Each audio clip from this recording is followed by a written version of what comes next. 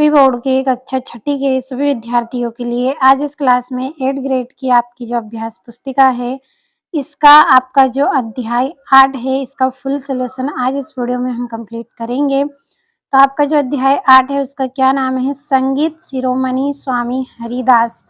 तो ये आपके अध्याय का नाम है। तो इसके जो प्रश्न हैं वो किस तरह के रहेंगे, चलिए समझते हैं। इस तरह का फर्स्ट पेज आपका रहेगा और बहुविकल्पी प्रश्न दिए गए हैं आपको। पहला, संगीत शिरोमणि किसे कहा गया है? तो संगीत शिरोमणि स्वामी हरिदास को कहा गया है। दूसरा है, पक्षियों के बोलने को क्या कहते हैं? तो पक्षियों के बोलने को कलरव कहा जाता है। तीसरा आपका प्रश्न रहेगा, दीपक राग का संबंध किससे है? तो आग से है। चौथा है, दिल बाग बाग हो गया वाक्य है, तो ये क्या है? एक मुहावरा है। पांचवा प्रश्न आपका इसमें रहेगा, तुलसी दल का दूसरा नाम क्या है? तो तुलसी दल का दूसरा नाम है तुलसी पत्र। अब अगला आपका जो प्रश्न है, नीचे दिए गए शब्दों में से उचित शब्द चुनकर रिक्त स्थान की पूर्ति कीजिए।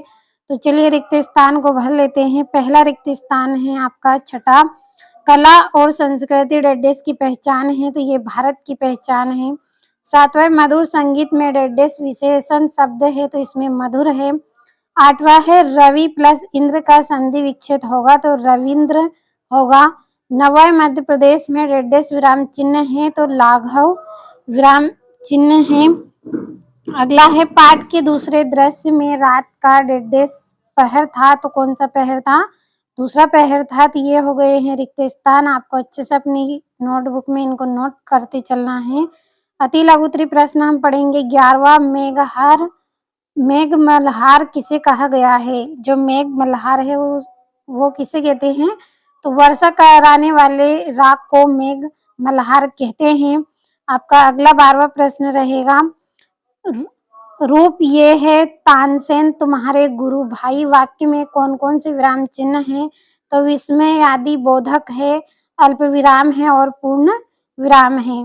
13वां है, स्वामी हरिदास का संगीत सुनने के लिए अकबर ने क्या उपाय किया? तो अकबर तानसेन के साथ साधु का वेश बनाकर गए थे। कैसा वेश बनाकर गए थे? ये साधु का वेश बनाकर गए थे।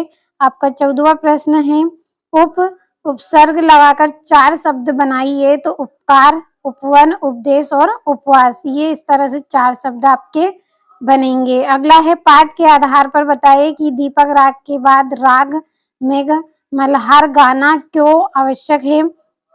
तो दीपक राग से अधिक गर्मी होती है, इसलिए उसे शांत करने के लिए मेघ मल्हार गाया जाता है। क्यों गाया जाता है? कि दीपक से अधिक गर्मी होती है, उसे शांत करने के लिए मेघ मल्हार गीत गाया जाता है। अब आपका 16वां जो प्रश्न है, रेखा, शीला, रजनी और संगीता विद्यालय जा रही है, वाक्य में विराम चिन्हों का प्रयोग करके लिखिए। तो रेखा, शीला, रजनी और संगीता विद्यालय जा रही है, इस तरह के वाक्यों का प्रयोग हमने किया है।